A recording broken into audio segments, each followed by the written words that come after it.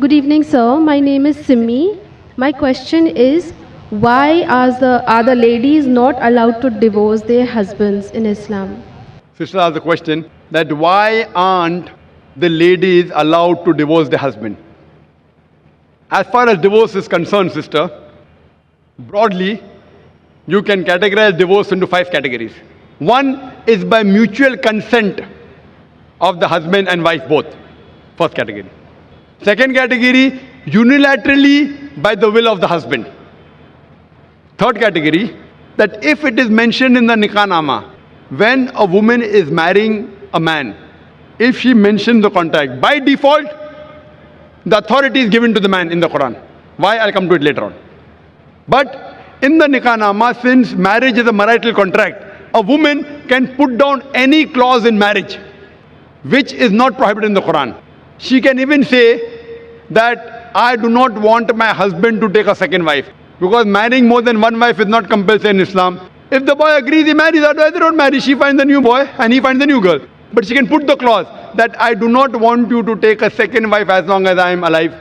But you cannot put a clause which is against the Quran. You can't put a clause saying I don't want you to offer prayer, because offering salah is compulsory. You can put a clause which is optional. Similarly, she can put a clause that I too want to give unilateral divorce. It's called as talaq-e-tawfeed or isma.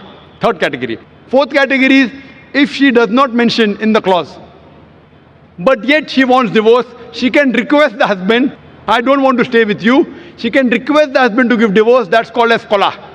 And the fifth category, if the husband does not agree and if the husband ill-treats her, she can go to the qazi, she can go to the judge, and she can take nikah-e-fasq. That means nullification of the marriage. If the husband ill-treats her, does not give her her rights, she can go to the judge and she can nullify the marriage. So even a woman can take divorce. But under normal circumstances, the man has been given the authority. Why? Because in marriage, the person who's the loser is the man, not the woman. The woman gains. If you heard my talk last week on last Saturday, in the talk, Women's Rights in Islam, Subjugated or Protected, I mentioned that during marriage, the woman is on the receiving side. The Quran says in Surah Nisa chapter 4, verse number 4, that give to the woman in marriage a marital gift, mahr. In marriage, it is the husband who gives to the would-be wife an amount, a mahr. And mahr can be any amount.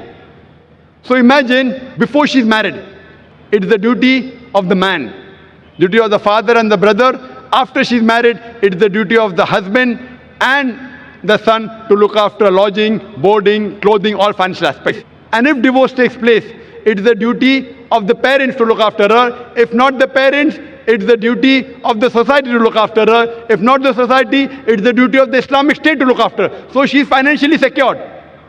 If divorce takes place, the man gives the divorce, he loses the mahr.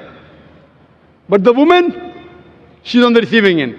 Now, she has a chance to get married. Once she gets married, she gets new mahr. And the man, when he has to marry another woman, he has to give new mahr. If the full authority is given to the woman keeps on marrying and divorcing, then she will keep on gaining money. Who's the loser? It's the man. So Almighty God even protects the man's status.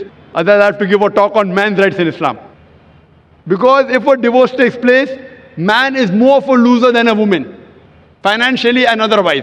Woman gets protection from the family, from the society, from the state. Man doesn't. So because of that, Allah Almighty God has secured the man. But yet if the woman wants, she can mention in the marital contract, she too can give divorce.